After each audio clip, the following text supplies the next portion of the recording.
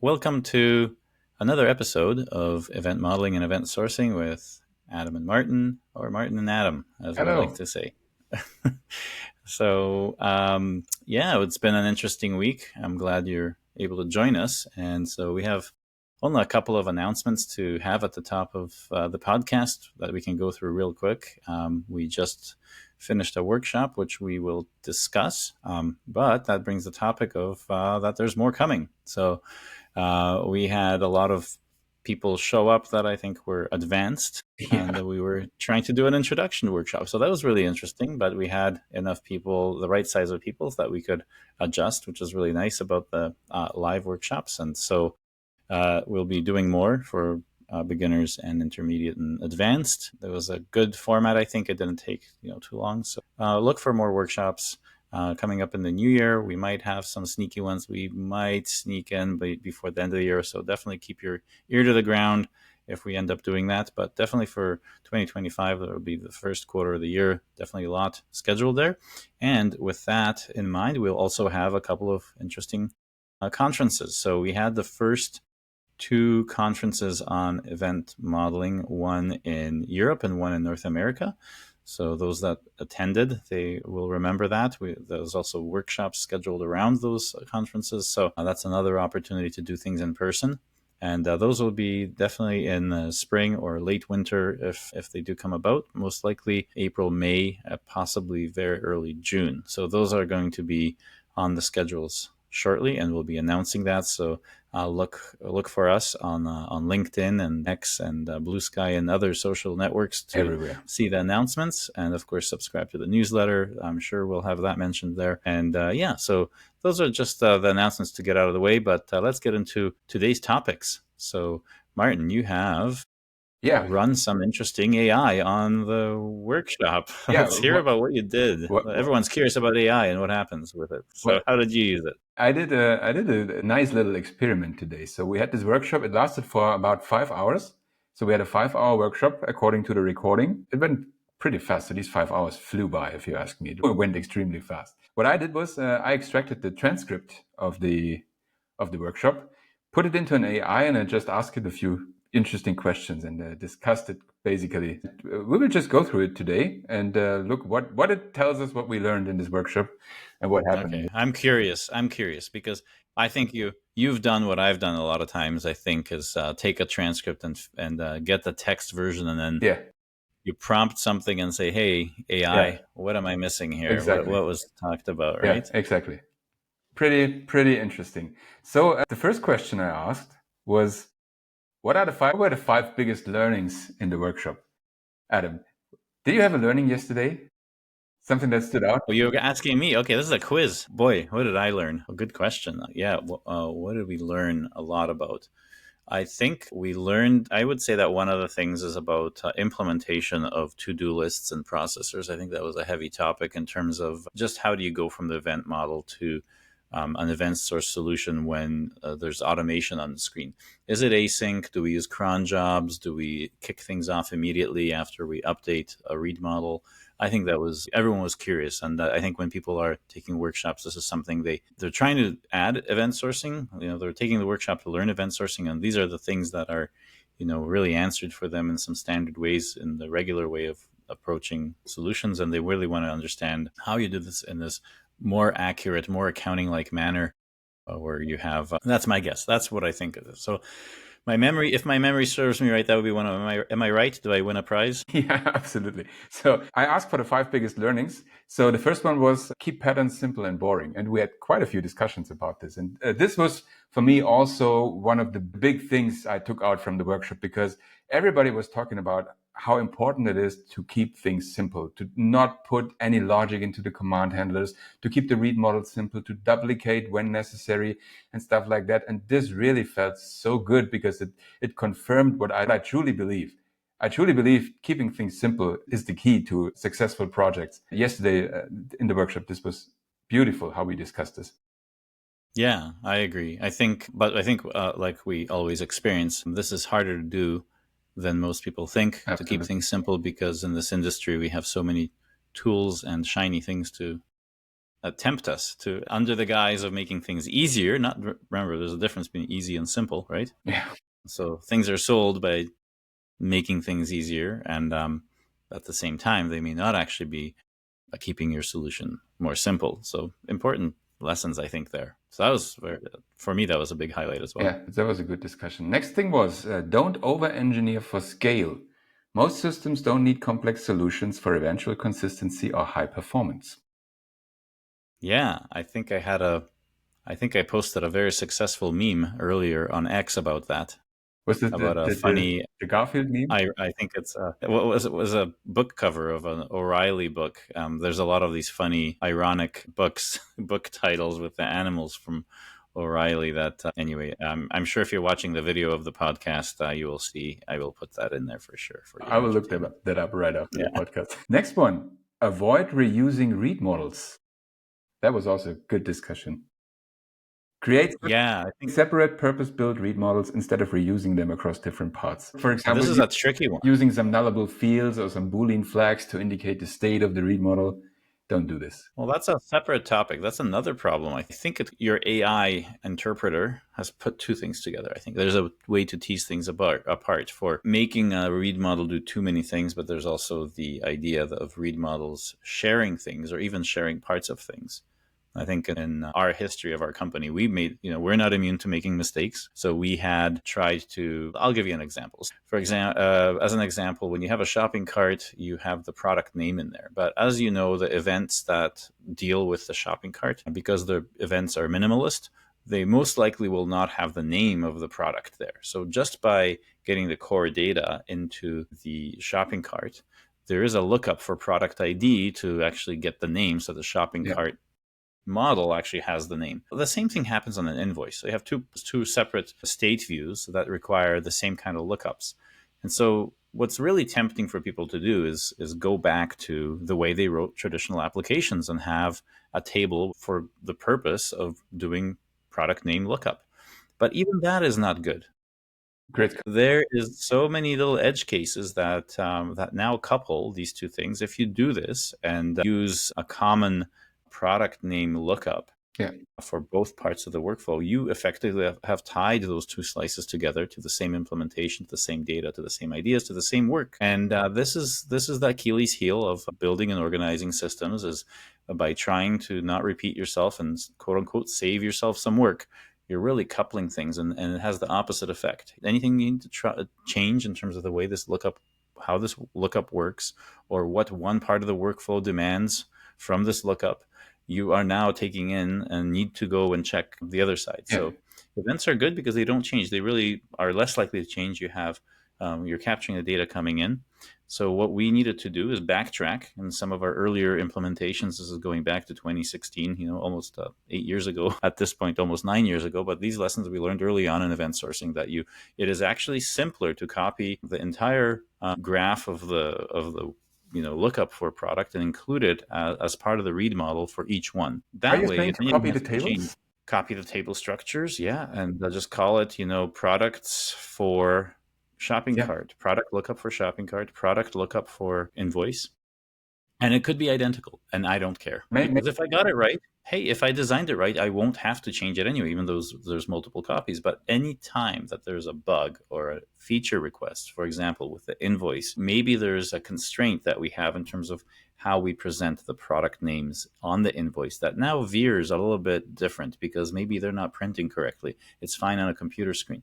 The minute that type of requirement pounces on you, if you had them coupled, now you have extra work to take them apart. If you're constrained on time, you will probably make change in a way that you'll have to look at both places if you're reusing it. So this has been one of the most understated things, I think, in event sourcing, was the real impact to doing the work in event source solutions, and to really take advantage of them. Realize that copying something as a template, a blueprint for how you want to do the same thing somewhere else, such as a product name lookup, it goes against every fiber of what you've been taught. Exactly. So that's the problem, That's the right? big problem. So unlearning is such a big component of event sourcing. And so keeping things simple, repeating things like this is key. So I'm sure you've had the same experience, Martin. Absolutely. We've been taught to do it differently for for 10, 20, some people for 30 years maybe. Just copying these little, I mean, you always have these lookups. You always need them. And it's so tempting to reuse these tables. Even for me, it's tempting to reuse these tables, but I know it's a bad idea. I know it creates coupling, but I fully get if people start doing this, it's really hard. This step to unlearn what you've learned for years, this is one of the hardest things you need to do. Yeah. So it kind of created its own pattern that emerges. I don't want to make it an official event sourcing pattern, but there's definitely this tendency to have, the product lookup for something, and so you have these little clusters of little graphs of data that you're really doing, and you'll notice that the subscriptions are the same. So obviously, any product name change event and things like this, you will also subscribe to those events all over the place for where this happens. But the good news about that is that the work's already done and the coupling is removed or reduced by doing this initial copy. And you can think of it as well as the idea of having a product name change, but your invoice has to retain the old name when you bought it. So there's this idea of where third normal form and data kind of has to be removed, and you have to take a copy of the data in another table and not just link it back to the name, because you want your invoice to reflect what the product was called and what the price was at the time that you bought it. Otherwise, it stops being an invoice. Yeah, exactly. So these patterns, we have the answers for this. We just have to apply those same strategies more rigorously across how we treat information in general. And I think this is where we really get a control of our coupling, which is going to give us our, if you look at what we teach, it's going to give you that flat cost curve to keep the cost curves of future features to be in line with the previous ones. That involves a lot of management of coupling, making sure that you're not really needing to fan out to multiple places to make an effective change quickly. Yeah. You know what? I think we need to talk more about these tiny little patterns that we use in our day-to-day work, because these questions come up all the time. And if we talk about this, and I think this really helps, because then the developers, they have an argument. If they get into an argument with the architect, they can tell you, oh, look, I can tell you, Adam does it, Martin does it. Let's rediscuss it. Maybe it's not such a bad idea to copy these tables. I think this would really help. Yeah, exactly. And then, of course, if there are concerns about the amount of data stored, etc., these types of improvements and performance things can be done outside of the logical layout of your information system, which is fine. So let's say you do have the real problem. Look, I can't have 10 copies of product name lookup. You can have some strategies underneath that reduce the duplication if that is your problem. So the beautiful thing about event sourcing is that there's always a good way to get out of all of these things, but retain the logical layout of your solution that gives you all these benefits of having coupling under control, and your fixed costs and other things can continue to work. So there's a real good place, a logical place for solving some of these things that on the surface look like you will introduce because you're doing event sourcing and you're using multiple models, which require bit more storage, etc. But there's a logical place. Don't want to use that word again, but there's a strategic place for where you can make those optimizations work better for you without impacting how you talk to the business about what the general workflow does. Yeah, absolutely. And I actually one more thing. We had some podcasts that we were recording. So we were guests at the same time on two different podcasts this week on Thursday. So it's been a very, very busy week. Yeah, there was a lot of stuff going on. And just flew by. So my podcast was the Pathfinders podcast with Vijayan. So this was really funny. We laughed a lot. He posted an image on LinkedIn. We are really laughing, and this was really funny. So I hope he saw brings that. it up soon. I can't wait to hear it. I'm not sure if he's already published it. He does. I don't think he publishes pretty quickly, right? Maybe it is. I need to check, but it was really a fun episode. So. Yeah, I was on that podcast. It was very enjoyable as well. So I was very much looking forward to when he was going to interview you. So that was. I'm looking forward to this. I'm sure it'll be entertaining. Did you do an episode on this podcast? Yeah. Really? I was there last month, I believe. And of course, we worked together at one of our larger contracts. That's how I know him. Nice. So this was kind of nice to be able to reconnect outside of a previous contract and do a podcast with one of your sort of coworkers from a client's perspective. So that was pretty cool. Yeah. So I'm glad you had a good time on that one. He's definitely running a good one. Yeah. So if you are listening, definitely check out these podcast episodes. It's really really funny. Yeah, I was on the. I finally got. I knew Richard Campbell and Carl Franklin from many years in my .NET days for sure. They have the oldest podcast in history. They started it in 2002. It's so crazy. So they have a lot of people that are listening to that, and Carl is a musician as well, so he always has some funny things to talk about. They're from the .NET side, so if you're dealing with Azure and .NET Stack, you'll hear this episode. I think it's coming up around December 15th. .NET Rocks is quite famous in the Microsoft circles, so you'll definitely, if you're in the Microsoft space, you'll hear that podcast come up in the next couple of weeks. Nice. So let me know if that made a difference, but definitely had a lot of good things to talk about there as well. So sorry, I forgot we were going to talk about these. So I derailed our conversation, but back to regular scheduled programming of recapping the workshop. One more thing, because as most people know, I'm absolutely not into the Microsoft world, but my book is currently a top book in Microsoft programming on Amazon. No idea how that. No idea. That's probably my fault. Well, that's good. So, yeah, the book update as well. We should probably mention something that the book continues to be the #1 seller on LeanPub, which is incredible. Yeah. And now, as you hear, the print version on Amazon is climbing the charts too. So, yeah, that's another. So I got my copy of the book as well. There's a lot of announcements. I got the book, the physical form of the book, which is really nice. Yeah. I bought 5 copies to give to some people. I already gave my son a copy of the book with for his birthday. So is he into event modeling? Your son? He understands it. He kind of looked at how much work I was doing in software, and he's going for something else. But it's a different world now with AI. You know, people that are 18 today, they are really not. You know, maybe expanding their horizons to see what's possible. I think AI is going to have a huge impact on how we automate anything. So if you like the nitty gritty of how processors work and how programming works, this is fine. But there's a danger, and my father had this danger of continuing to be an electrical engineer and fixing TVs, etc., while the world was moving on into programming, etc. So I want to be careful and not push my son to follow in my footsteps and things like that. And so my father was like that too. I had the initial idea that I will be also an engineer like my father, and I started to go through the motions, but I did what I loved, which was computer programming, and veered off from doing what my dad did. So I think I want to encourage my son to do the same thing and find his passion. You know, he loves animals and zoology and all these different things, and, you know, chemistry and all of that. Finds that very inspirational, doesn't need a lot of motivation to do these things. So there's no reason for me to tell him to drop all that and start programming. I know that I don't want to follow like how my father, you know, learned, kept doing what he was good at, but that entire industry moved from underneath him. So yeah.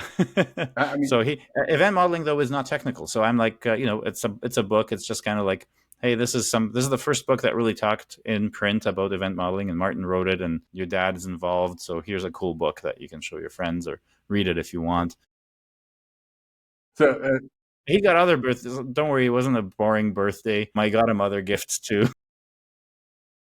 My physical copies also arrived, and my son started to read the book, but he's 11. He doesn't know English. So he attempted to read it, and he liked the pictures, but I don't think he's yet into event modeling. Yeah, no, my son had some of those interests. I think he was reading a Linux Ubuntu book in yeah, around that age in grade 6. He was bringing to reading time some of the stuff that he was working on. We were doing a lot of homemade automation stuff at the time with Raspberry Pis and all sorts of things like that. So that was really cool. At a very young age, like all kids, he wanted to make a video game and all that. So we tried to do that, played around. At least he saw what's involved. Now, like most kids, he plays video games, but he has a deeper understanding of how they work. So it's good. All this stuff goes and helps, you know, build your knowledge base for going through life.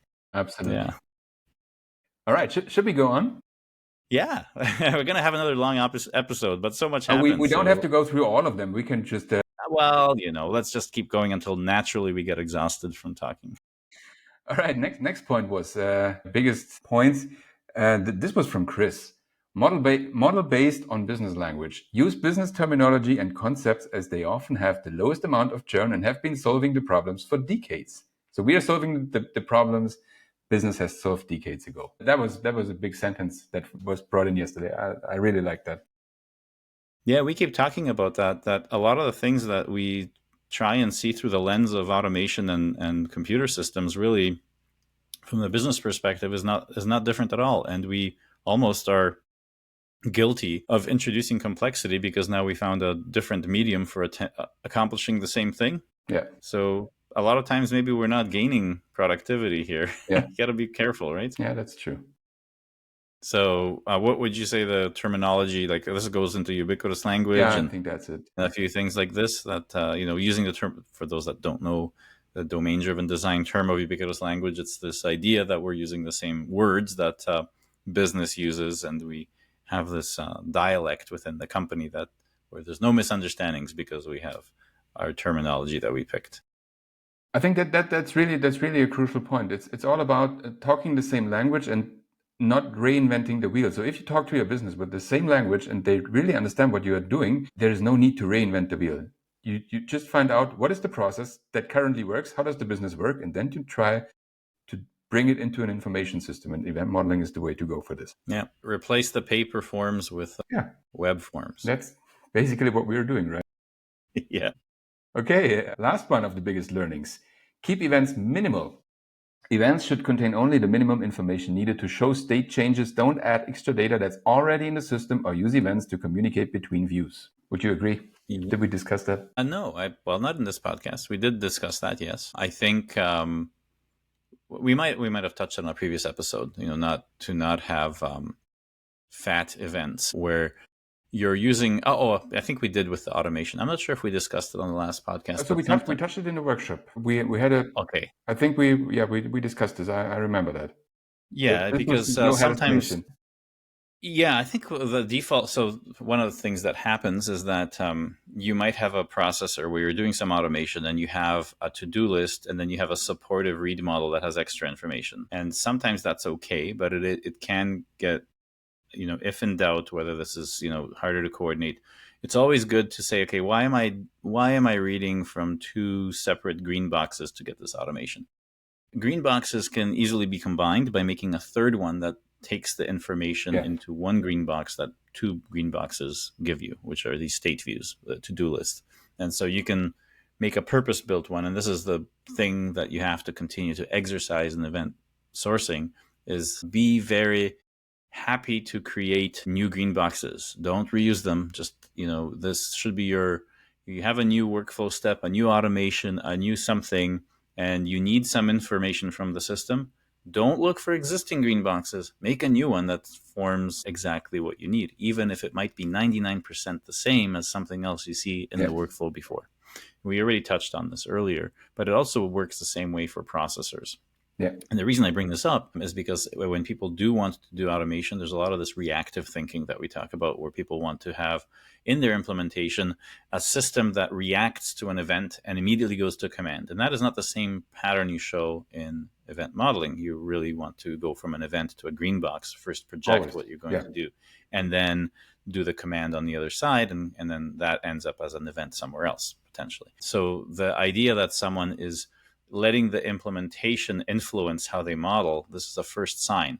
And so when you say my implementation reacts to events, so now you have a temptation to make some sort of an extra event that's going to contain everything, and because of the transaction wrapper around the fact that it's an event, so it's one thing that everything that you want, you're creating artificial events, which is not good. It's really not an event, not a stateful event, not an event that has to be an event. You can have an entry in a to-do list that does the same job and has a better representation.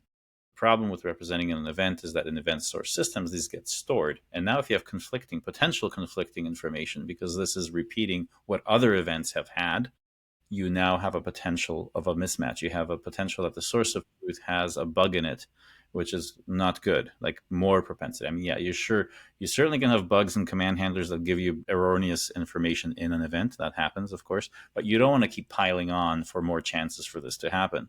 And repeating more information that you can already find in previous events in another event because your infrastructure tells you that you have a reactive framework that pumps events through as the way of triggering automation. Maybe that's the kind of implementation you have, but on an event model, you show that as an entry in a to-do list so that you have a clear delineation of what the source of truth information is versus information that travels as a result of that. Yeah. And I think if you mix these things, and I think when you talk about event sourcing and event streaming or event driven architecture, the big difference with event sourcing is that you are using events as state. You really have to focus on that. And if you can remove events from any other type of purpose, then you're winning, because you can then by default say that everything that I see in an orange or yellow box on my event model is the source of truth, and that's where the arguments disappear. That's where you have kind of where everyone can kind of gather around and understand that they're dealing with what they want to accomplish, but they're basing it on a common set of truth. Yeah. I think the big learning some of the participants had yesterday was that the event model does not have to be the same as the implementation. It is absolutely allowed to be that they are different. Even if there is no read model in the implementation, you still model it always. For example, I generate a lot of code out of the event model, and people always ask, how do you do it if they don't match? Well, the code generator knows in this constellation, I don't need a read model because the processor is reactive. That's fine. There's a difference. It's absolutely fine Exactly. to differentiate implementation and event model. This is actually how it works.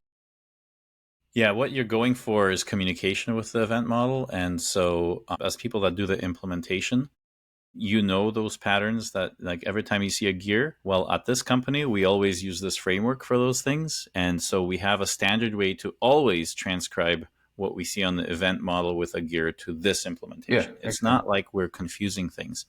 It's we understand that the communication to business shows information flow, and them interacting with the event model allows us to one-to-one match the outcomes, because the event model is about tracking state across time. It's not how do I implement this. Yeah. It's saying that we're putting lines in the sand along the timeline of, like, when I stop here, I know the system is in this state, and when I stop here in the workflow, I know the system is in this state. That is 99% of the value, that we can all agree that the system moves like this, and everything else is a detail. And sometimes we allow the details to bubble up and interfere in that simplicity that we show through state progression, right? Very interesting discussion. Yeah. The next question I had for my AI, what were the 5 boldest statements in the workshop? This should be interesting. What do you think? What was the boldest? What does the AI think was the boldest statement? There were a few bold statements yesterday. Boldest statements. Oh my gosh. I always, that's a hard question for me, Martin. I always make bold statements. So it's like All right. anything that Fair enough. Okay, let me give you the first one. No. Okay. Give me a clue. The first one comes from you, of course. Oh, well, that doesn't help me at all. Actually, it comes from Rob. Rob brought it up. We've made Rob, yes. programming boring again, he said. Oh, yeah. Make programming boring. Well, this is actually a stolen quote from Linus Torvalds, to be quite honest. Yeah, Linus Torvalds says that software should be boring because, smart guy. I mean, that is the truth about how you could manage such a large code base like the Linux kernel, is that you want to have the predictability of not doing things a different way for every single thing that you have to implement. And so I think event modeling and event sourcing embrace this. And so making software boring again is really having something that's highly predictable, not just for implementation, but for business, is really key. And the exciting part is, like, I think Rob was continuing to talk about this, but the exciting part is solving the business problems for your clients, seeing them happy about being able to express what they want to accomplish and actually accomplishing those things, and seeing happy people using your software. Yeah. You can find a Rubik's Cube if you want excitement and puzzles. Yeah, exactly. Take some 5-15 minutes to train on your Rubik's Cube. If you need to solve puzzles, get a jigsaw puzzle, put together the picture of the zoo with the zebras and the lions in your jigsaw puzzle. But when you come back to work, you make predictable things. What would happen if we had different horseshoes made by the blacksmith? It'd be kind of hard to trust that every time you order something is going to be different. So yeah, boring. So is that a bold statement, really? To make? I think it is. If you tell this to a programmer, they will tell, I don't want boring work. I want my work to be exciting. So I think it is. But business doesn't want exciting. No, exactly. I mean, Programming is really boring. For me, programming is boring. And this is what it should be. I'm not here to make interesting code. I don't write. I have a handful of patterns. They are basically all in the book, and I apply them all over the place again and again and again. It's that boring. But this is exactly what programming should be. Yeah. I mean, I agree. And I mean, I think after a while in the industry, if you've been kind of in this for a while, you kind of get tired of exciting. Yeah. Because you know that it's going to throw, and it's probably one of the reasons actually too that you have a resistance to event sourcing and things that are new concepts, is because I think subconsciously a lot of people that are doing this for a long time, they have their version of boring, which may be dysfunctional or not optimal. Yeah. And so, I continue to criticize TDD. They see it as boring and repeatable because you have this red-green refactor thing that's simple, repeatable, or whatever. I see fundamentally a lot of problems with TDD where you're introducing a lot of unnecessary rework, and where when your design is not coming out of intentional design, which is a problem. And yeah, things like those things can also be interpreted as make it boring and systematic and all of this. But if you put a system around the thing that doesn't work, that doesn't make it better. So That's right. we picked a good thing. Another we bold made statement. we made another bold statement. We should have added that one. So the bold statement is that if you're going to make something a system that's boring and repeatable, you better do the right thing. You don't want to produce cigarettes systematically over and over again in an efficient manner. It's going to hurt the health of your population. So systematically make things that are good. And I think, make good things boring is kind of a qualified way of saying that. Just because you have something simple and repeatable, and now you're agile and you're measuring and adjusting, that's maybe a local maxima. You want to try different things where simple things also work, but they give you much better results. Yeah. Nice. Okay, more bold statements. Let's look for another bold statement. Yeah, that is nice. This got posted quite a few times on LinkedIn. Eventual consistency is almost a non-issue now. That was a nice statement, which is true. I think I agree. So what's your take on it? I talk too much. So what's your take on eventual consistency? I think that was a pretty nice discussion. And I think in the end, most people agreed. But the big problem is, I think eventual consistency is the biggest problem of event sourcing. It's the reason why most event source projects not even get started. Because, our business is synchronous, our business is immediate consistent, we can't have eventual consistency. So let's not get started. That's the biggest lie ever. Our business is never eventually consistent. Yeah, exactly. No business everything is eventually consistent. But you always have this idea, okay, if the back end is eventually consistent, how do I combine it with the front end? Because I need to show it to the customer immediately what happens and stuff like that. I think this is one of the biggest fears of event sourcing. Yeah. I think we see that it's plainly false because we have so much human interaction in a lot of our systems. Unless you have some crazy reactive framework that you're working on, what you see on a web page is already old information. So the action that a human takes by looking at something, you already threw away consistency because we have delays when we sense something, when we see some information on the screen, we take an action based on that screen. I think we're really stuck in this, everything's a row in a database, and we have this locking mechanism around all records. And that's just not the easiest way to think about things. We live in an eventually consistent world. It's nice to be able to, with event sourcing, pick and choose where you're going to have something. So I think in the workshop, we got into the talk of reservations, that you have a separate concept of a reservation where if you do need this immediate sort of consistency and a guarantee for something, you sort of linearize how you think about this two-phase commit from the database world, and you have a separate stream that allows you to control what entity has access, what entities lock down for access for a specific thing. But the idea is really good to share that is not the default of how all systems work. I think the default is eventual consistency for everything. For example, for almost 10 years now, our company's been around for 10 years. I've been doing this for more than that, since 2008. This problem is not a problem. And I can say this quite confidently because we have hundreds of projects with millions of dollars of revenue going through them, implementing this way, by default having eventual consistency, and we've never had a problem because of it. The one place where we did touch on this, where it's important, where you have like microseconds that are critical, is trading systems. And there you start to, event sourcing has an answer for that, and it's called ledger instead of events, where you do on purpose, for the purposes of efficiency, repeat some calculated values, such as a balance, as one extra property of an event to remove one cycle through the projection back Yeah. into the processor. And so there's ways out of it, but I can tell you that it is an exception, not the rule. This is less than 1% of our work in 10 years that this has come up. So don't code for the exception. Don't, listen to the fear mongers out there that, oh, it doesn't work here and there. You will not in event sourcing see this as a daily concern at all. And when it does, when it is needed, it's painfully obvious when it's needed. And there's a very clear way of solving the problem, either through extra reservation pattern, or if it's just performance, a carry forward balance included as one of the properties in your event. It's just a handful of patterns you need to know to get around these issues. Oftentimes you have to, okay, I need a unique constraint. Okay, there's a pattern for it. No problem. It's not an issue. Just a handful of patterns. And if you know these patterns, all these problems just go away. You know exactly what to do if they come up. At least that's my experience. Yeah, and it's really good about, this handful of patterns is really good, because we really have this mindset of we need is, it's another tool in your toolbox. Well, you don't want to carry a 50-pound toolbox. It's going to slow you down. So Yeah. it's really nice to have, your pocket knife that you use 99% of the time. And that's those two core patterns.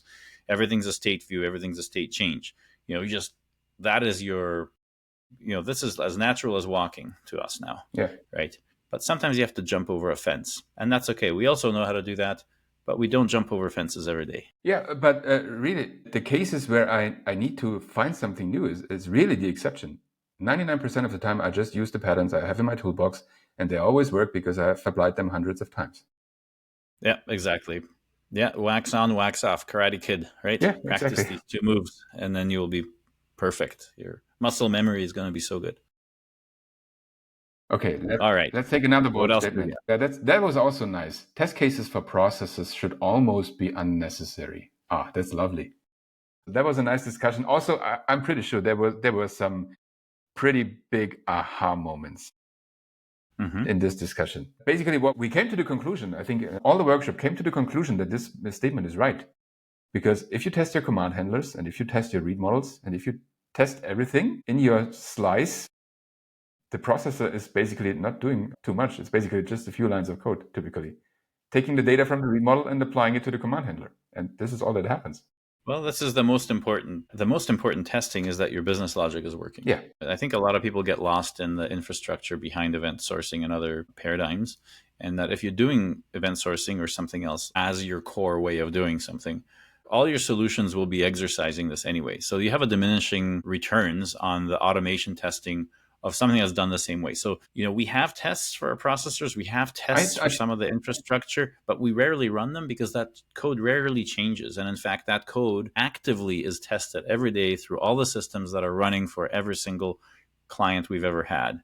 And so why would I bother to worry about it? That's not where the code flux happens. We're not needing to improve our infrastructure code daily. That is not changing. So really the code that's changing daily is the requirements that are coming in from business, and that's where you have your automation. Yeah. And this is where the beautiful thing happens with event sourcing, is that all of these things are pure functions without aligning the planets. Even the acceptance tests are really unit tests for testing projections that show the workflow going through multiple steps. So if everything's a unit test, if everything you're testing is a pure function with just property bags as inputs and outputs, your event history, your command is a property bag, your result is a property bag, POJO, POCO classes, whatever they are, that is the only thing you're doing.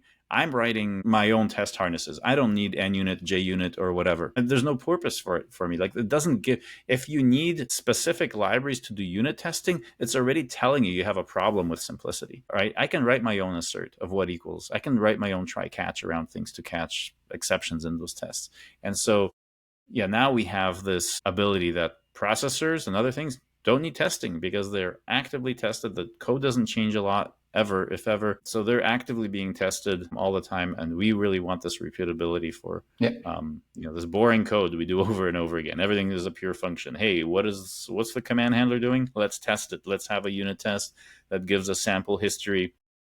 This is another topic we can touch on next time. I'm going to give you a sneak preview that sometimes people say, well, I don't want to have a history of events as my given and my given when then. I want just a state. Given this state, I do this. Yeah. That's a We also big touched that. anti-pattern. We had that discussion. That's a big anti-pattern because what can happen is you can make the wrong assumptions. You could represent a given that's not possible to make.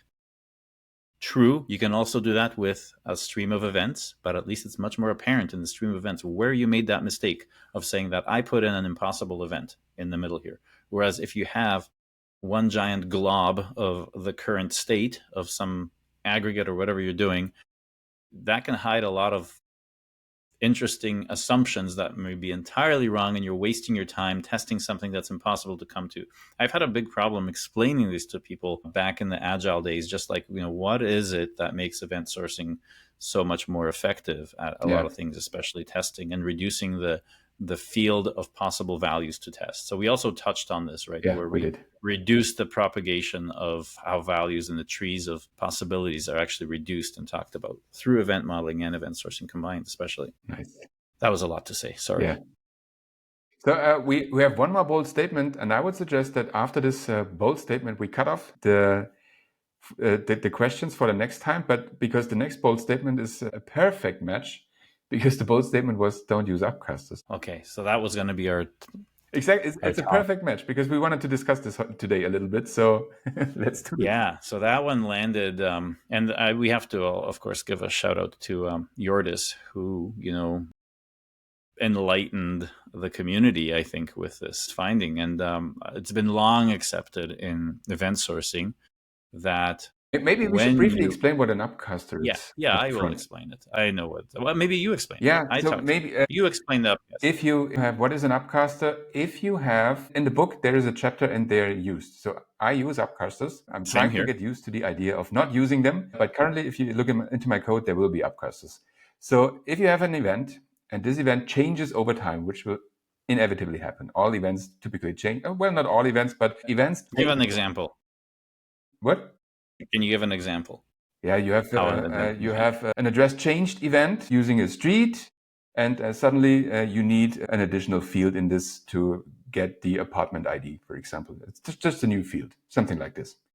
The event changes. So all your clients that work with this event, they don't know about this new field. What do? An upcaster can just take the old events and upcast all the events to the latest version, basically. So in your code, you will only have the latest version, say version 2 of the address changed event. And you don't have to deal with the older versions. So until very recently, I thought this is a best practice to do this. And currently, I'm trying to change my mind on this. What's your opinion on this? Yeah, I mean, if you've been in the workshop with me, the example that I give for Upcasters is always date of birth. You have an online store where you're selling books, and suddenly you're selling controversial books because of a business decision, and it's not for all ages. So when people sign up to your store, your registration event now has to contain a date of birth. And so your old events, while the business was running, was your initial registration event, which has all the fields like your name, email, and all these things, but it doesn't have your date of birth. All of a sudden, the new requirement allows you to now ask for a date of birth, and the new event has this extra field. Yeah. So the question is, what do you do for the fact that your information in your system has these old events for people that signed up last year? You start to work on the logic of how you're going to filter certain books based on what the user can see. And what happens to those old events? As you look at the information in your system, obviously these people that signed up last year, this information is missing. But you want your logic to only work with the current event. That's the idea of the Upcasters, that I'm going to keep my code small. So I'm not going to have any logic for the old event. I want to just work with user registered version 2. And so you have this function called an Upcasters. I'm reading old history, and I get, as part of the input there, an event that says it's version 1 and it doesn't have that field. I'm going to run an upcaster that takes that as an input and outputs a version 2, the one I expect. And inside the logic of that function is basically, okay, how does business want to treat this? I'm going to treat this as a null, as a blank. Maybe it has a default date of yesterday or Yeah. some other default date so that we don't have to change a lot of code, and the filtering will work by default. If people don't see the books they want, they will go to their profile page and they will update this, whatever your business logic is. So that's kind of the Upcaster idea. However, there's a couple of problems. You've centralized how that's dealt with because events are subscribed to by multiple read models, multiple models in your workflows. So what you've done is you've centralized by taking away the subscription to the version 1 of this event from all the different models and put them into one central place. You've now had to make a decision for everyone how this projection is going to affect all those places now by needing to take this version 2. Yeah. And let's say one of those would have been better to have taken a null field versus another one would have been better to take a default birth date because the logic is easier that way, or better to be thought of it that way for something else. You've taken that multiple model approach away by using an Upcaster. The other argument is that I don't want to deal with code that deals with all of these unnecessary things. I'm growing a lot of code and it's going to be hard to replicate. Well, it really isn't. Most of this code that we do in event sourcing is additive only. It's really adhering to open close principle. So having the code chunk that takes care of the old event isn't really going to be changing a lot. We're going to be working on the new event, and it's really no reason to not have the old event right there. It even probably will help you think about what you're implementing for the new version if right beside it you have that without having to go to source control to dig out how it used to be. This is, I think, a much more responsible, a much more accounting-like way to think about systems. And the way you handled this old information is part of your system. You still have those old events that you have to think about. And in those cases, that's no extra cost to have that as evidence right there as you're working in this. So I think a lot of the incentives for having Upcasters are still tied to a lot of the things we're trying to unlearn. Yeah. And I was under the impression that, like you, I was still doing it correctly. And until we have fresh new blood in the community, like Yordis, who's an amazing guy out of Florida, does a lot of event sourcing stuff. So huge shout out to him for waking up the community. Like, you're talking about being accounting like, and you're doing very unaccounting like things here. So thanks to Yordis about that insight. And I'm also changing the way I work with event sourcing, the way I teach event sourcing. And I think this is a perfect, it just goes to show how much, if you think something's established, event sourcing stuff I've been doing for 15 years, and holy smokes, this year I'm doing it even better. I'm still learning. We never stop learning, right? I learn constantly, and I'm more than happy for people who challenge me exactly with stuff like that. So that's really interesting.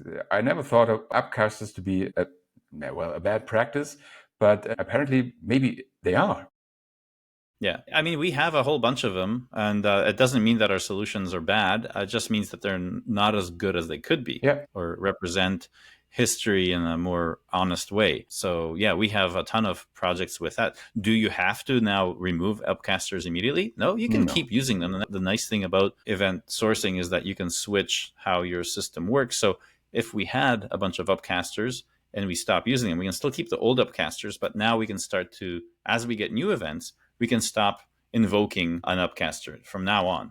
I mean, you can so just this try, is a beautiful thing about event source systems, is that this revelation is not going to force me to do a whole bunch of refactoring. Yeah, no.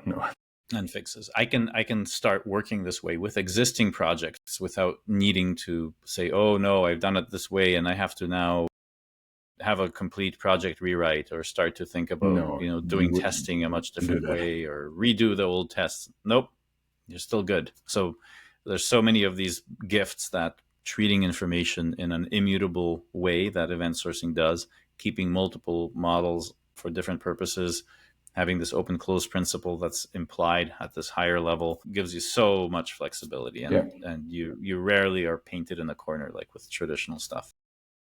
Yeah. So I will definitely try it out and play around with it. I haven't applied it yet on a real world project, but I will. I'm especially interested in what it will feel like, especially using the give and when dance together with that. So interesting stuff. I think it'll just be more. I mean, you're just going to have more previous, maybe. And those tests are still valid. I mean, it's code that may run sometimes, but as your information system grows older, you're going to be run, especially if you're doing closing the books. That code obviously is going to not run very often, but it's really good to see because that is your business. That is how you treated your customers last year. that is still, something that is part of the kind of knowledge base of what your company does, what your organization does, or what that subsystem does. Yeah. So I think that's a really awesome insight. And again, huge shout out to Yordis. We'll definitely be linking some links to like some site links to him in the show notes if people want to get in contact with him. But as always, yeah, he's on our Discord. So if you're wanting to talk to people in the industry that are doing these good things, join the Discord for event modeling. Link is going to be in the show notes. And it's just for those listening, eventmodeling.org has all the shortcuts you need. Okay. How about I just give as a sneak preview for next time the questions I have, ask the AI additionally, and we take them on in the next. Sounds perfect. So next week we'll get to these. Let's give a little preview. So what are you going to So what ask? we have? So we had most controversial statements. What are the key questions and their answers from the session? That is the next one. Mm-hmm. What are production stories from participants? We will anonymize that. Yeah. What were the topics most discussed? Also interesting. Yeah, I think that's it. That's going to be a good episode as well. Yeah, I think I'm glad that's actually. I think that's actually. So if I imagine me listening to this without having been in the workshop, that makes up a pretty good episode, doesn't it? Yeah, you got. It should at least feed your hunger for the information that there's some really cool things to learn about, and there's lots of excitement in this boring way of doing things, right? I mean, I really think, I mean, all these topics, we discussed this, but it was really great to see the experience from people doing this for decades, showing you, okay, this is how I do it. This is how I do it. Great, amazing. I love how Rob explained how he does the processes that he typically uses polling processes all the time. Interesting, very, very interesting. Lovely. I really love that. It's amazing how like a simple pattern repeated over and over, as long as you understand your SLA, is totally fine, Yes. and it carries incredibly large projects that scale to huge sizes, Incredible. and with no problems. It's really refreshing to see. Great. All right, so that concludes a very long episode, but Indeed. I think both of us were a little bit too excited after the workshop with way too much on our minds. So a little longer this time, but I'm happy to keep talking. You can listen on 1.5 speed to make. Yeah, exactly. That would be good. All right. Well, Martin, thanks so much for Thank you, Adam. giving up your evening in Germany for this. It's my Sunday morning as usual here, and we'll definitely continue with this series. Absolutely. Same time next week, and I think we'll pre-record some things for Christmas, so we'll have to talk about that. But I think the listeners can enjoy something every week, no matter the holidays for the podcast. So that's the goal. Again, thank you for your time. I've had an amazing time with the workshop yesterday, and an amazing time discussing all the stuff we came up with today as well. So thank you, Martin. All right. Thank you, Adam. Then see you next week. And thanks everyone for joining us, and see you all next week. Bye-bye. Bye-bye.